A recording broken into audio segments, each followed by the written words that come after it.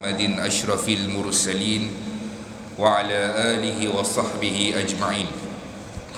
سبحانك لا علم لنا إلا ما علمتنا إنك أنت العليم الحكيم ولا حول ولا قوة إلا بالله العلي العظيم. رضينا بالله ربا وبالإسلام دينا وبمحمد نبيا ورسولا. اللهم أعنا على ذكرك وشكرك وحسن عبادتك.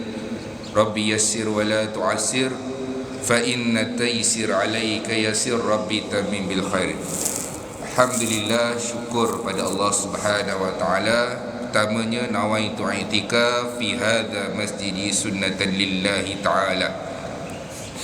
Selesai kita menunaikan solat fardu subuh secara berjemaah, kemudian kita kekal lagi di dalam masjid ini untuk mendengarkan sedikit perkongsian. Moga-moga ianya mendatangkan manfaat buat kita dunia dan akhirat, insya-Allah. Kehidupan ini selain daripada kita fikir nak bangun tidur, siap untuk pergi bekerja, nak masak apa hari ni, minggu depan nak jalan mana, minggu depan nak beli barang apa, nak beli perabot apa. Selain daripada kita menguruskan kehidupan dunia kita, kita juga haruslah bijak untuk menguruskan kehidupan akhirat kita. Seperti mana yang berlaku pada hari ini, bagaimana kita dapat merancang kehidupan kita dengan pelbagai cara, dengan insurannya, dengan hibahnya, dengan pelbagai perlindungan kesihatannya. Kita rancang kehidupan kita. Kalau kita mati, bagaimana dengan tanggungan kita, anak-anak kita, kita bijak buat hibah dan sebagainya. Begitulah juga dengan kehidupan akhirat, kita pun kena bijak untuk memastikan kehidupan selepas kematian kita itu lebih lancar dan lebih baik. Sebagai contoh, 2 rakaat sebelum subuh itu adalah lebih baik daripada dunia dan segala isinya. 2 rakaat sebelum subuh lebih baik daripada segala dunia dan isinya. Besar tu tuan-tuan. Perkataan itu, ganjaran itu sangat besar. Dan 2 rakaat itu pun sebenarnya mudah untuk kita lakukan. Tapi kita tengok muhasabah pada diri kita sendiri. Adakah dalam kehidupan kita berapa kali kita laksanakan 2 rakaat sebelum subuh? Ada yang berpendapat tak apalah, itu sembahyang sunat je, perkara sunat, yang penting perkara wajib. Bagaimana kita sibuk menguruskan kehidupan dunia kita, akhirat pun begitu juga, supaya selepas ini kematian kita, kehidupan selepas kematian itu lebih baik lagi untuk kita rancangkan. Kita masih lagi bersama dengan Rasulullah sallallahu alaihi wasallam melalui kitab yang diberi nama Ar-Rahiqul Makhtum karangan Syekh Safiyur Rahman Al-Mubarakfuri.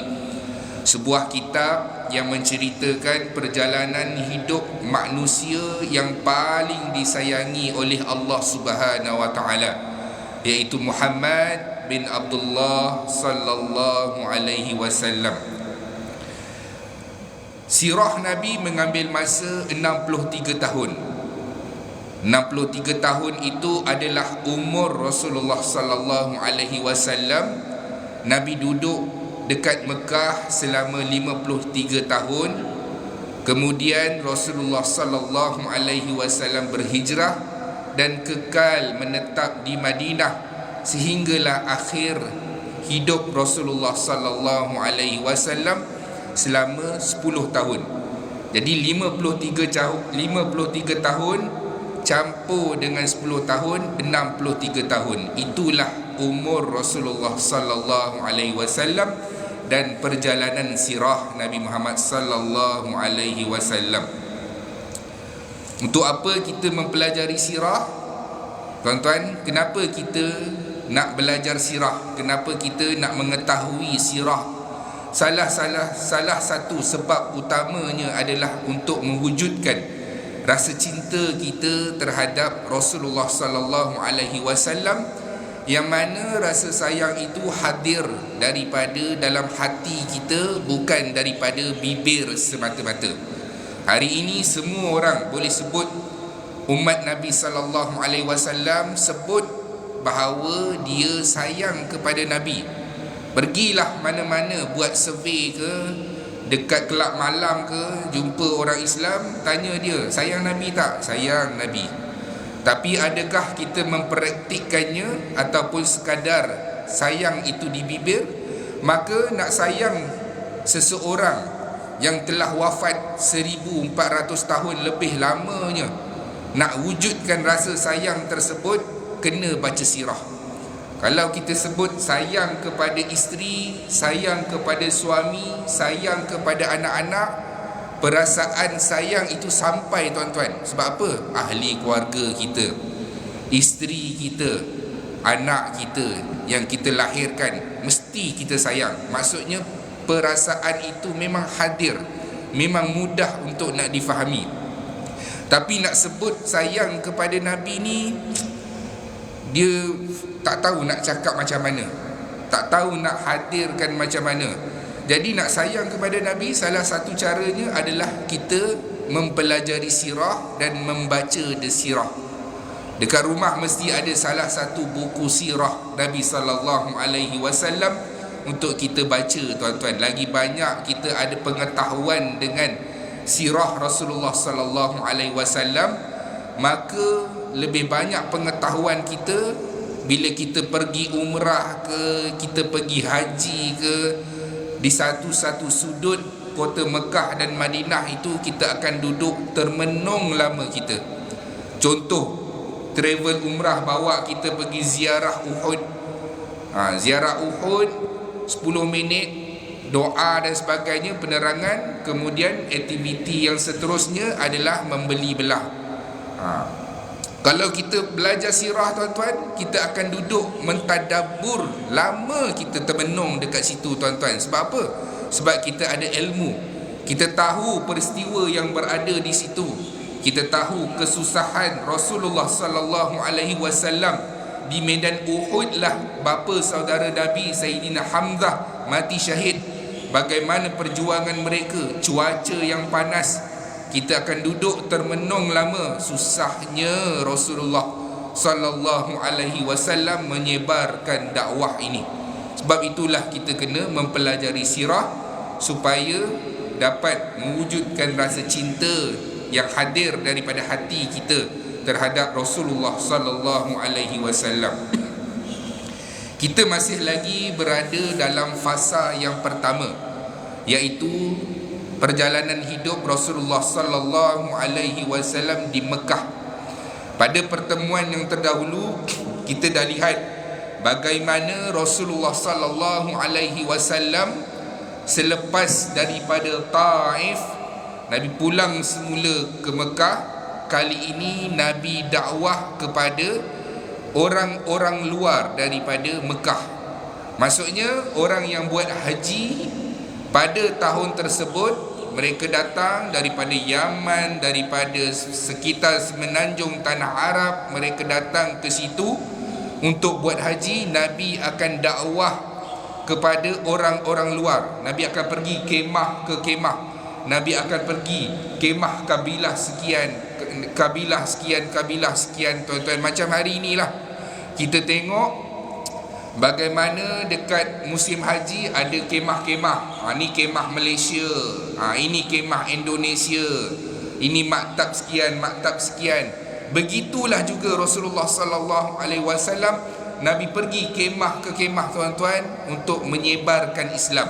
Nabi kata, aku adalah pesuruh Allah, aku ditugaskan untuk mengajak kamu untuk menyembah Allah, meninggalkan perbuatan-perbuatan syirik, hanya mengesakan Allah sahaja. Nabi pelawa dengan pelawaan begitu, kemah ke kemah tuan-tuan. Bukan pada tahun tersebut sahaja, tahun-tahun mendatang pun Rasulullah datang kemah ke kemah untuk menyebarkan Islam. Berapa ramai yang masuk Islam tuan-tuan? Jawapannya kosong orang yang masuk Islam. Susahnya dakwah Rasulullah sallallahu alaihi wasallam. Hari ini Islam sampai di Putrajaya, kita dapat solat berjemaah, kita hanya mengamalkannya sahaja tuan-tuan. Terima kasihlah pada Rasulullah sallallahu alaihi wasallam, asbab daripada kesabaran Nabi, kegigihan Nabi, Islam itu sampai pada kita sehinggalah hari ini tuan-tuan. Dan Nabi juga mengislamkan beberapa orang perseorangan. Antaranya pada pertemuan dahulu kita dah lihat dah bagaimana Nabi Islamkan Abu Dhar daripada Ghifar. Kemudian kita dah tengok juga bagaimana Rasulullah sallallahu alaihi wasallam Islamkan pemimpin luar, antaranya Tufail. Nabi sallallahu alaihi wasallam juga Islamkan beberapa orang. Kenapa nama-nama ini diletakkan di dalam kitab Ar-Rahiqu Makhtum, penulis pengarang kitab kita ini masukkan nama-nama ini tuan-tuan? Kerana tak ramai yang masuk Islam. Nabi dakwah itu tak ramai yang masuk Islam. Jadi antara nama-nama ini dinukilkan di dalam kitab ini sebagai maklumat kepada kita bahawa sesungguhnya inilah nama-nama luar yang masuk Islam, yang menerima dakwah Rasulullah sallallahu alaihi wasallam. Dan kita dah lihat juga bagaimana orang-orang daripada Yathrib, Nabi datang ke kemah orang Yathrib, Nabi tawarkan mereka Islam. Kali ini ramai yang masuk Islam daripada Yathrib. Kenapa orang-orang Yathrib ini mudah untuk menerima Islam? Yathrib ini adalah nama sebelum daripada nama Madinah. Orang-orang Yathrib ini senang nak masuk Islam tuan-tuan. Sebab apa? Nabi pergi kemah lain, semuanya tolak Nabi. Bila ke kemah orang-orang Yathrib ini, mudah untuk mereka menerima Islam. Kerana di Yathrib ini ada orang-orang Yahudi. Bila ada orang-orang Yahudi, semenjak daripada zaman nenek moyang mereka, orang-orang Yahudi ini bercerita bahawa sesungguhnya akan lahir seorang Nabi daripada kalangan Yahudi. Dan Yahudi itu, Nabi tersebut akan bersama-sama mereka untuk memerangi orang-orang Arab. Tuan-tuan, kalaupun Yahudi yang jadi Rasul akhir zaman sekalipun, mustahil seorang Rasul itu akan membunuh umat dia, berperang dengan umat dia.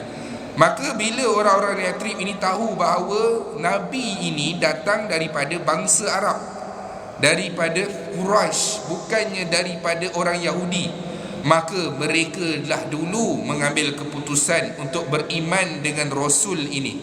Beriman dengan Rasul ini tuan-tuan. Dan hampir keseluruhan daripada khemah tersebut mereka mengucapkan 2 kalimah syahadah, menerima dakwah Rasulullah sallallahu alaihi wasallam. InsyaAllah hari ini kita sambung, kita nak lihat apa peristiwa yang berlaku, rentetan daripada keislaman daripada orang-orang Yathrib ini. Bila masuk Islam orang-orang Yathrib ini, Rasulullah sallallahu alaihi wasallam menghantarkan naqib untuk pergi bersama-sama, pergi ke Yathrib ini, dakwah mereka, ajarkan mereka berkaitan dengan Islam. Antaranya Mus'ab bin Umair dan juga Abdullah bin Ummi Maktum. Nabi hantar naqib ini pergi ke Yathrib, sebarkan Islam dan juga ajarkan kepada mu'allaf baru yang baru masuk Islam di Yathrib.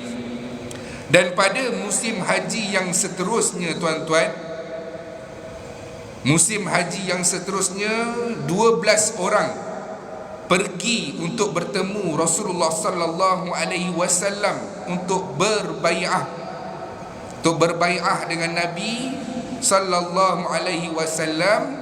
Antaranya adalah 12 orang itu daripada orang-orang Yathrib, antaranya Mu'adzah Al-Harith, ada Zakwan bin Abdil Qais, Ubadah bin Samit, Yazid bin Tha'labah, Abbas bin Ubadah, Abdul Haisam bin Tayhan, dan Uwain bin Sa'idah.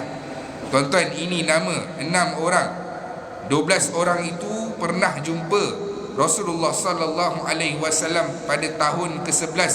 Yang baru di antaranya 7 orang. Maksudnya dalam 12 orang tu 7 orang adalah orang yang baru. Orang yang baru untuk berjumpa dengan Rasulullah sallallahu alaihi wasallam. Mereka ikut rombongan daripada Yathrib ini, ikut bersama-sama pergi ke Mekah pada musim haji yang seterusnya untuk berjumpa dengan Nabi, untuk berbai'ah dengan Nabi sallallahu alaihi wasallam dalam perjanjian Aqabah. Mereka datang kepada Nabi untuk menyatakan taat setia. Kami tidak akan sembah selain daripada Allah. Kami tidak akan membunuh anak-anak kami. Kami tidak akan keluarkan perkataan-perkataan keji, tidak akan berbohong dan tidak akan membantah arahan Rasulullah sallallahu alaihi wasallam. Lalu Nabi menyebutkan perkataan, Allah akan merahmati kamu. Allah akan merahmati kamu. Kemudian pada tahun yang tersebutnya Rasulullah sallallahu alaihi wasallam didatangi lagi oleh orang-orang daripada Yathrib. Kali ini tuan-tuan lebih ramai jumlahnya. Lebih ramai jumlahnya. Waktu Mus'ab bin Umar ini pergi ke Yathrib, Mus'ab bin Umar ini dialah yang menyebarkan Islam, dibantu oleh As'ad bin Zurarah. As'ad bin Zurarah ini dia adalah orang Yathrib. Orang Yathrib dialah yang menjadi penunjuk jalan kepada Mus'ab bin Umar. Macam kita lah tuan-tuan, buat pertama kali datang Putrajaya, kenalah minta tolong orang Putrajaya, tunjukkan dekat sini Alamanda, okey, dekat sini Masjid Besi, kemudian bawa pergi jalan, pergi Masjid Putrajaya, kemudian tunjuk bangunan-bangunan kerajaan. Begitulah juga peranan As'ad bin Zurarah.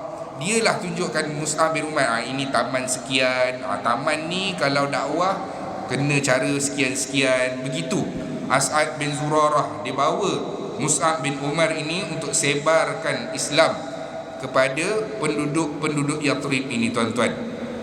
Lalu Mus'ab bin Umar ini dakwah dengan hebat, rumah ke rumah, pintu ke pintu, sama macam yang ditarbiahkan oleh Rasulullah sallallahu alaihi wasallam. Satu hari tuan-tuan, mereka pergi ke kabilah Bani Zafar. Dia duduk dekat sebelah telaga. Ketika itu Sa'ad bin Mu'az daripada Khazraj dan juga Usaid ibn Hudhair daripada Aus. Waktu ini dua-dua pemimpin ini, pimpinan Aus dan Khazraj ini belum masuk Islam lagi. Bila Sa'ad bin Mu'az dan Usaid ibn Hudhair ini nampak Mus'ab bin Umar ini dengan As'ad bin Zurarah ini, dia kata, itu bukan ke orang yang datang daripada Mekah yang ajarkan satu ajaran yang baru? Macam kita lah tuan-tuan, kita duduk dekat sini, tiba-tiba ada nampak orang masuk, itu bukan ke orang daripada Mekah yang ajarkan agama baru, dia yang sebarkan agama baru datang ke tempat kita? Itulah ucapan yang dibualkan oleh Sa'ad bin Mu'az dan juga Usaid ibn Hudhair. Lalu Usaid ibn Hudhair ni kata, aku nak halau dia ni, aku nak halau kawan Muhammad ini. Maksudnya dia nak halau Mus'ab bin Umar. Aku nak pergi halau dia. Lalu Sa'ad bin Mu'az kata, aku tak boleh. Kalau engkau nak pergi halau dia, halaulah. Sebab bersama dengan dia itu adalah sepupu aku. Maksudnya tuan-tuan, Usaid ibn Hudhair ni, Sa'ad bin Mu'az ini yang duduk jadi tour guide untuk Mus'ab bin Umar itu, As'ad bin Zurarah itu adalah sepupu dia. Dia kata, kalau kau nak pergi halau, halau seorang-seorang. Aku tak nak masuk campur, sebab yang dengan orang Mekah itu adalah sepupu aku. Maka pergilah Usaid ibn Khudair ini dengan menaiki kuda, dengan membawa tombak, nak ancam tuan-tuan supaya Mus'ab bin Umar ni balik. As'ad kata Usaid bin Khudair ni kuat orang dia, orang kuat Aus. As'ad bin Zurarah ini dia nampak Usaid ibn Khudair ni nak datang, dia kata dengan Mus'ab bin Umar, wahai Mus'ab, inilah kalau pemimpin ni, dia ni pemimpin ni, Usaid ibn Khudair ni pemimpin. Kalaulah dia masuk Islam, mudah untuk kita. Sebab apa? Sebab pengikut-pengikut dia akan mudah untuk masuk Islam. Tuan-tuan, ketua masuk Islam, mudah untuk anak-anak buah dia ataupun orang-orang bawah pimpinan dia untuk nak masuk Islam. Maka Usaid ibn Khudair ini pun datang lalu bertanya kepada mereka. Usaid bin Khudair ni kata, nak pergi mana ni semua ni? Lalu Mus'ab bin Umar kata, nak sebarkan Islam, nak ajak untuk orang masuk Islam. Usaid bin Khudair kata, sini je boleh, dah tak payah dah nak pergi tempat taman-taman lain ke, lorong-lorong lain ke, dah sini je, lepas tu dah balik. Lalu Mus'ab bin Umar kata, mahu tak aku tawarkan sesuatu kepada kamu? Boleh tak kamu dengar dulu?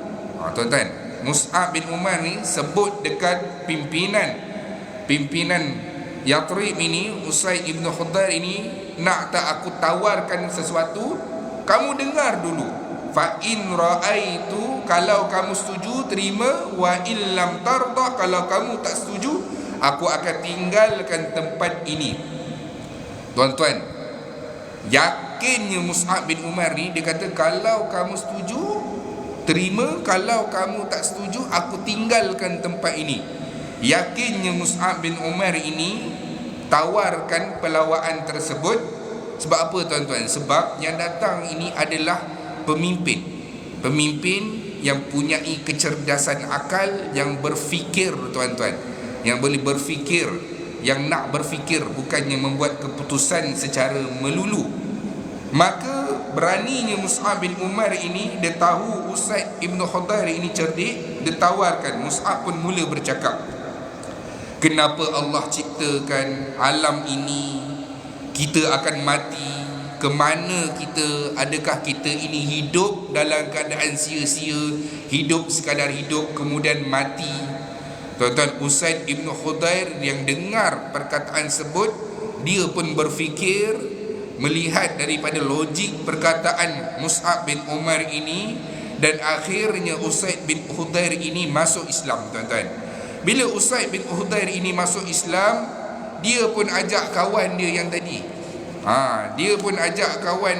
Sa'ad bin Mu'az, untuk pergi dengar juga.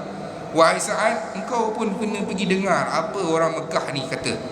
Lalu dua orang sahabat ini, Usaid bin Khudair dan juga Sa'ad bin Mu'az, masuk Islam. Tuan-tuan, Sa'ad bin Mu'az ini wafat awal. Waktu dia mati, Nabi kata bergegar arasy Allah. Beza orang dahulu masuk Islam, iman mereka dengan markah yang penuh. Kalau kita perasan tuan-tuan, sahabat ini masuk Islam seolah-olah corong iman itu yang disalurkan itu penuh, memenuhi sebuah bekas. Hari pertama masuk Islam, aku serahkan keseluruhan harta aku untuk jalan Allah. Hari pertama masuk Islam, hari pertama berperang dan mati syahid. Seolah-olah penuh, seolah-olah bertahun dia menjadi orang Islam, walhal pada ketika itu baru pertama kali dia menjadi orang Islam. Kita tuan-tuan, ada yang dah 20 tahun menjadi orang Islam, ada yang 40 tahun menjadi orang Islam, ada yang dah 60 tahun sudah pun menjadi orang Islam, tapi kita masih lagi berkira-kira tentang kepercayaan kita terhadap Allah Subhanahu Wa Taala. Ada yang yakin tak yakin tuan-tuan. Ada yang kata berniaga sampai lupa nak tutup kedai, sampai tinggal sembahyang, sampai terlepas waktu sembahyang. Sebab apa? Sebab customer tengah ramai masa tu. Dia terlupa bahawa sesungguhnya Allah lah yang ketua kepada pemberi rezeki itu. Bukannya orang datang ke kedai dia itu yang memberikan rezeki, yang datang menggerakkan orang untuk pergi beli ke kedai dan jualan dia itu adalah Allah Subhanahu wa taala yang Maha memberi rezeki, tuan-tuan. Kemudian apa yang berlaku? Selepas itu, tuan-tuan, dakwah di Yathrib ini menjadi mudah. Buktinya apabila Rasulullah sallallahu alaihi wasallam berhijrah nanti pada usia 53 tahun, dekat Yathrib sahaja sudah ada 500 orang yang masuk Islam. 13 tahun Nabi dakwah di Mekah, susahnya Nabi, ramai yang menolak dakwah Nabi di Mekah, tuan-tuan. Bila Nabi datang ke Madinah, Nabi tengok 500 orang yang sudah pun masuk Islam, bagaimana gembiranya hati Nabi sallallahu alaihi wasallam kerana orang Islam bertambah ramai. Pada tahun yang tersebut, perjanjian Aqabah yang kedua. Perjanjian Aqabah yang kedua kali ini yang datang daripada Yathrib ini lebih ramai. Mereka ikut rombongan haji untuk pergi ke Mekah. Dalam rombongan Yathrib itu ada 70 orang. Kali ini lebih ramai. Hari itu 12 orang. Musim haji yang seterusnya 70 orang Islam datang ke Mekah. Pada musim haji ikut rombongan orang-orang Yathrib. Semuanya, tuan-tuan, datang untuk berbai'ah, nak jumpa Rasulullah sallallahu alaihi wasallam pada perjanjian Aqabah yang kedua. Sampai dekat Mekah, tuan-tuan, mereka pun duduk dalam kemah mereka.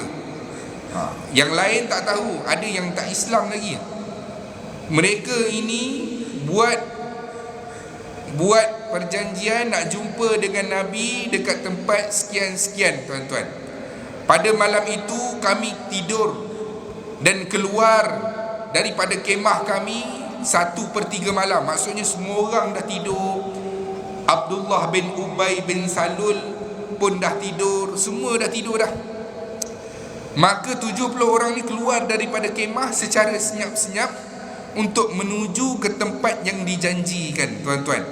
Dalam 70 orang itu ada 2 orang wanita. Siapa dia? Nusaibah binti Ka'ab daripada Najjar dan juga Asma' binti Amr daripada Bani Salamah.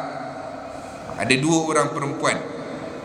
Nabi datang bersama dengan bapa saudara Nabi, iaitu Abbas bin Abdul Muttalib, yang pada ketika itu belum lagi Islam. Ditemankan anak saudara dia Rasulullah sallallahu alaihi wasallam sebab nak tengok keselamatan anak saudara dia, takut diapa-apakan. Lalu mereka ni 70 orang ni pun datang berjumpa dengan Nabi.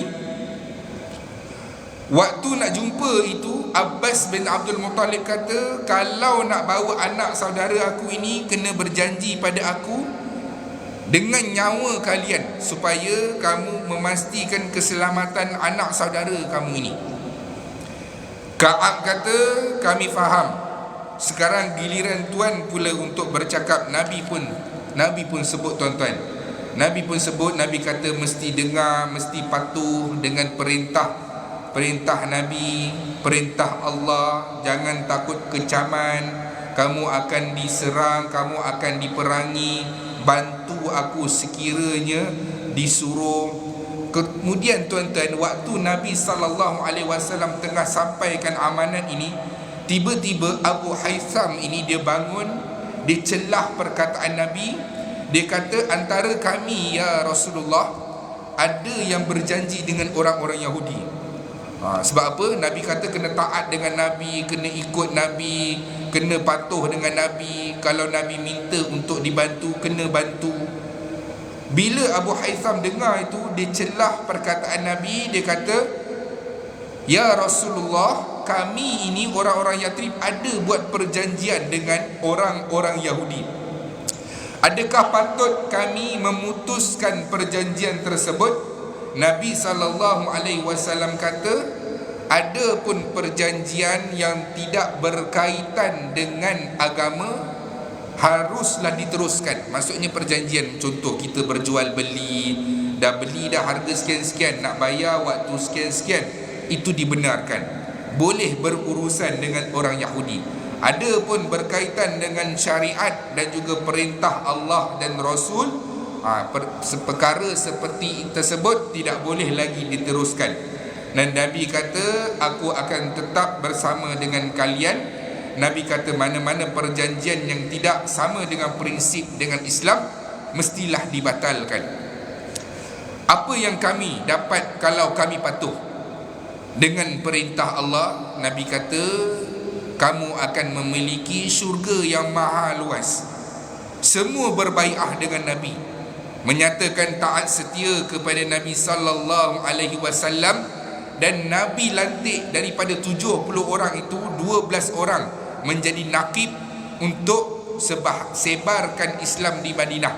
9 orang daripada Khazraj, 3 orang daripada Aus. 3 orang daripada Aus ni antaranya Usaid ibn Khudair, Sa'ad bin Haytham dan Rifa' bin Abdul Munzir. Ini adalah nama-nama sahabat daripada Ansar. Dan antaranya As'ad bin Zurarah, Sa'ad bin Rabi', Abdullah bin Rawahah, Rafi' bin Malik, Bara' bin Ma'rur, Abdullah bin Amr, Ubadah bin Samit, Sa'ad bin Ubadah. Tuan-tuan, ini nama-nama orang-orang yang masuk Islam daripada Ansar. Tuan-tuan, berita mereka berjumpa dengan Nabi pada malam itu tersebar. Tuan-tuan, maksudnya pemimpin-pemimpin Mekah ini tahu orang-orang kemah Yathrib ini ada yang pergi berjumpa dengan Nabi, masuk Islam, buat perjanjian dengan Nabi, buat pakatan dengan Nabi. Lalu orang-orang Mekah ini, pemimpin-pemimpin Mekah ini cuba mendatangi kemah mereka untuk tengok sama ada perkara tersebut betul atau benar. 73 orang masuk Islam itu datang bagi tahu kepada Nabi sallallahu alaihi wasallam, orang-orang Ansar yang baru masuk Islam tadi ni. Dia kata apa? Ya Rasulullah, kalau kamu nak kami berperang untuk kamu hari ini, kita pun ramai ni, ada 70 orang lebih ni, berperang untuk kamu, maka kami akan bersedia ya Rasulullah. Nabi kata tidak perlu, kita belum pun diperintahkan untuk berperang, balik ke kemah kamu masing-masing. Maksudnya apa tuan-tuan? Maksudnya orang-orang daripada Ansar ni yang masuk Islam ni dah semangat ini, tawar kepada Nabi, ya Rasulullah, kalau nak kita berperang pun boleh. Nabi kata kita belum lagi diperintahkan untuk berperang, balik kepada kemah kamu masing-masing. Esoknya tuan-tuan, ketua Mekah ini keluar pergi ke kemah Madinah untuk minta penjelasan. Dia pergi ke kemah orang Yathrib ini, orang Madinah ni. Wahai orang-orang Yathrib, kami berikan kamu datang untuk buat haji, untuk datang ke Mekah buat haji. Kamu mengkhianati kami. Kamu pergi jumpa pula Muhammad, percaya dengan dia, ikut pula ajaran Muhammad. Tuan-tuan, maksudnya tak puas hatilah. Kita dah bagi dia permit, dah bagi dia peluang untuk datang, dia pula sailang kita. Itu perkataan yang diucapkan oleh pemimpin-pemimpin Mekah. Maka pada ketika itu, antara pimpinan daripada Yathrib ini Abdullah bin Ubay bin Salul. Tuan-tuan, Abdullah bin Ubay bin Salul ada dalam kemah tersebut. Dia bangun, dialah yang jawab kepada pemimpin-pemimpin Mekah. Semua orang-orang Yathrib tidur di dalam kemah masing-masing. Tak ada seorang pun yang keluar berjumpa dengan Muhammad ataupun keluar daripada kemah ini waktu malam. Semuanya tidur. Tuan-tuan, Abdullah bin Ubay bin Salul ini, dia adalah pemimpin daripada, pimpinan daripada Yathrib. Dialah yang bangun, dia sebut perkataan tersebut kepada orang-orang Mekah. Tak ada siapa pun yang keluar. Tak ada siapa pun yang keluar. Semuanya elok je tidur dekat katil masing-masing, duduk dekat toto masing-masing. Semua tak ada yang keluar. Ini semua adalah perkara-perkara berita-berita palsu sahaja yang didengari oleh orang-orang Mekah, pimpinan-pimpinan Mekah. Tuan-tuan, begitulah Allah Subhanahu Wa Taala membantu orang-orang yang baru masuk Islam daripada Yathrib. Allah hadirkan musuhnya sendiri, iaitu Abdullah bin Ubay bin Salul, untuk jawab kepada pemimpin Mekah. Maka kesemua pimpinan-pimpinan Mekah itu percaya dengan perkataan yang diucapkan oleh Abdullah bin Ubay bin Salul.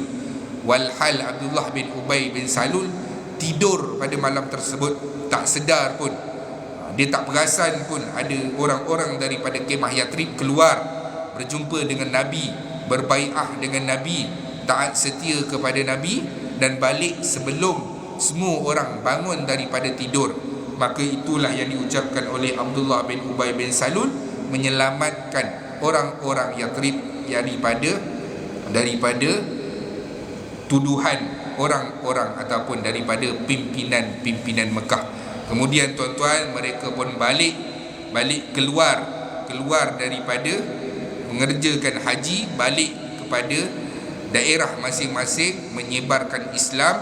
Ramai yang masuk Islam. Semuanya tuan-tuan menunggu kedatangan Rasulullah sallallahu alaihi wasallam. Mereka semua menunggu kedatangan Rasulullah sallallahu alaihi wasallam. Nanti kita akan lihat pada peristiwa hijrah Nabi sallallahu alaihi wasallam. Nabi arahkan, kita akan tengok pada pertemuan yang akan datang bagaimana orang-orang Islam sebahagiannya keluar untuk berhijrah, dan Nabi sallallahu alaihi wasallam tidak keluar hijrah lagi kerana belum lagi mendapatkan kebenaran daripada Allah Subhanahu wa taala. Semuanya menunggu-nunggu kedatangan Rasulullah sallallahu alaihi wasallam. Bagaimana Nabi begitu gembira apabila Nabi datang ke Madinah dalam keadaan ramai yang dah masuk Islam, tuan-tuan. Itu semua kita akan lihat pada pertemuan yang akan datang. Yang baik datang daripada Allah Subhanahu wa taala, yang lemah adalah kelemahan saya sendiri, asbab daripada kita mendengar sirah Rasulullah sallallahu alaihi wasallam. Moga-moga Allah Subhanahu wa taala menghimpunkan kita di mahsyar nanti juga bersama dengan Rasulullah sallallahu alaihi wasallam.